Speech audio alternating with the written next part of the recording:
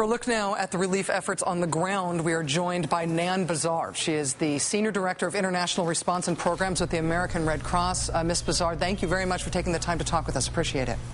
Thanks for having us, Rachel. Ambassador Raymond Joseph just described a list, in effect, of what Haiti needs and expressed some confidence that the biggest priorities are either being met or on their way toward being met. Does that bear resemblance to what you understand from the international aid perspective in terms of what is on its way to Haiti?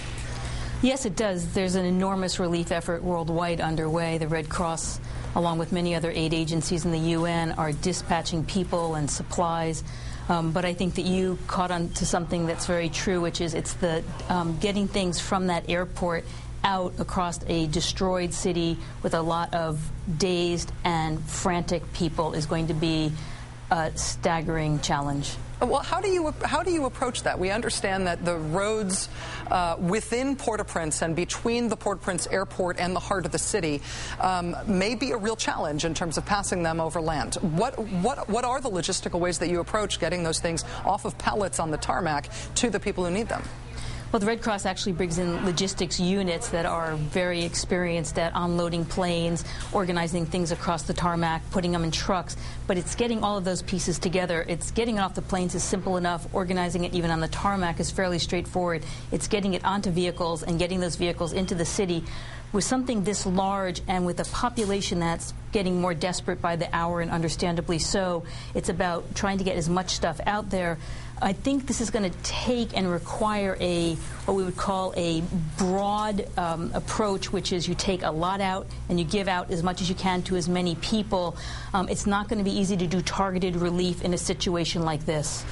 We understand just from the images that we've seen, but also confirmation from as much of the Haitian government that we can contact, that with the National Palace collapsed, the Parliament building collapsed, even, as I understand it, the main prison in the nation's capital collapsed. It is hard to believe that the Haitian government itself is going to be capable of coordinating response efforts. We also know that the United Nations, for all of its presence in Haiti, has its own real challenge with its headquarters collapsing and so many of its key personnel lost or on account lost or, in fact, killed. Who coordinates the efforts? Who's responsible for deciding what goes where? That's a key question in this particular situation. Normally it would be the state, the government. In the Pakistan earthquake, you saw a very strong Pakistan military who really were the backbone of the relief effort. In this situation, the government has taken an enormous blow, which has certainly destabilized the situation. And the UN, which would be the normal coordinator of an operation like this, is, as you said, dealing with its own very, very significant losses and challenges. So we're going to have a bit of a vacuum for a while, which is certainly not going to help a situation that's already at a pretty extreme position. Nan Bazar, Senior Director of International Response and Programs with the American Red Cross. Before we let you go, if you could just restate for our viewers, if there are people watching in the United States or anywhere right now who personally want to help, how can they do so through the Red Cross? Rachel, thanks for that opportunity. You can go to redcross.org or 1-800-RED-CROSS. We appreciate your support, and we will use it well. That's a promise. Thank you. Nan Bazar, Senior Director of International Response at the Red Cross. Appreciate it.